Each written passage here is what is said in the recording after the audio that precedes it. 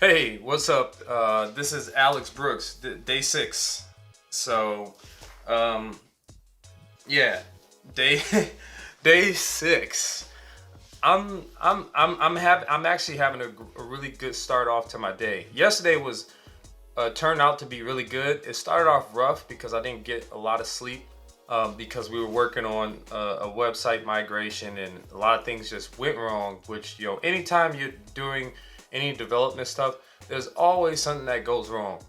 But I really powered through it. I was able to get a lot of stuff done. We got a new client yesterday, so that was super exciting. On top of that, I had a ton of meetings, and all those meetings just went well. So that doesn't always happen.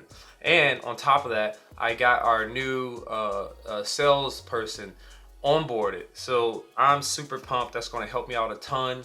We're really trying to be laser focused on expanding right now, but not but. So that's a good thing. Also, yesterday was Cinco de Mayo.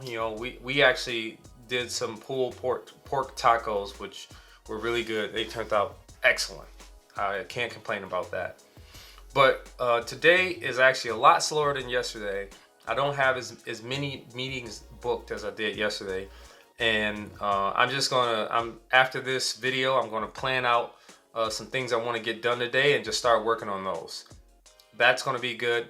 Um, I've come to the realization, like with the whole COVID-19 and how things have shifted, we I started to go internally and think about the things that we can improve and evolve. And I realized that's exactly what we're doing. We're revamping our social media, how we do social media. We're actually going to be, I made the decision yesterday to just go ahead and start from scratch with a new website for Entreprov.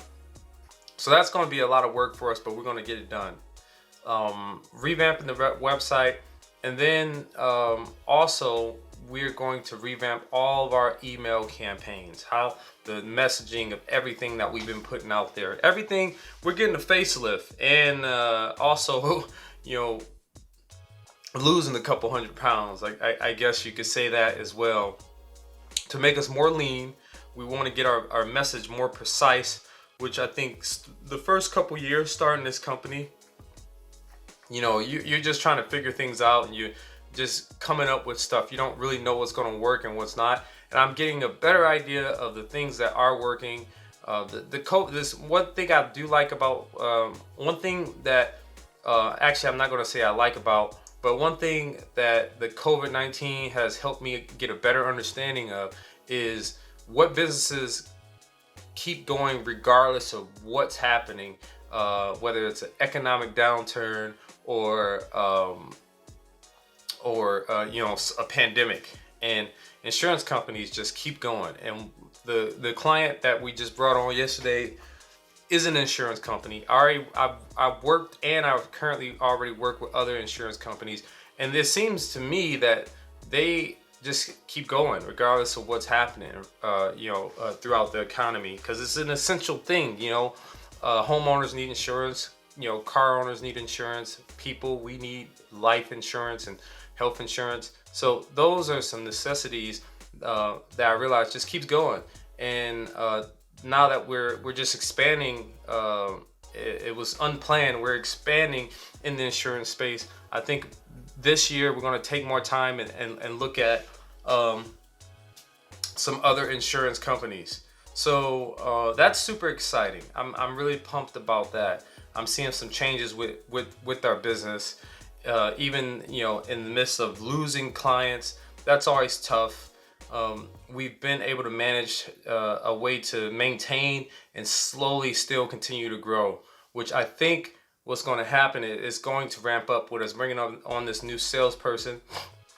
I have a good idea of how to get us new clients, but the hard part has been when you do that by yourself and you own a business and you're trying to coordinate with your team to make sure you're doing client work correctly, or you're making sure that you onboard new clients correctly. It can be hard to find the balance to make time to figure out how to get new clients on top of handling the existing ones. So, that's what's going on with me today. What else? I think for me right now, that's it. I'm really excited to get today started. I want to get the new salesperson really ramped up and going.